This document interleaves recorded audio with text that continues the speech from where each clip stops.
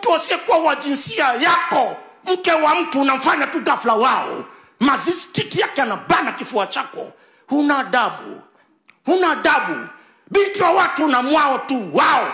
Ni vyanzo vya zina. Mmefungwa, mpo gizani.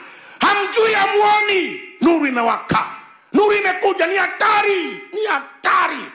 Wamama wa huku nikaona wenye kima na wastaarabu, waliokuwa wamekumbukana na baba fulani wajonana miaka mingi, ndugu yake anafanya hivi. Wao wanakusana mikono hivi. So unatoa kifua chako. Mwanamke ndani ya kanisa unampa kifua hivi shemeji yako, unampa kifua hivi mjomba wako. Mtakufa. Mtakwenda jehanamu. Mtapotea.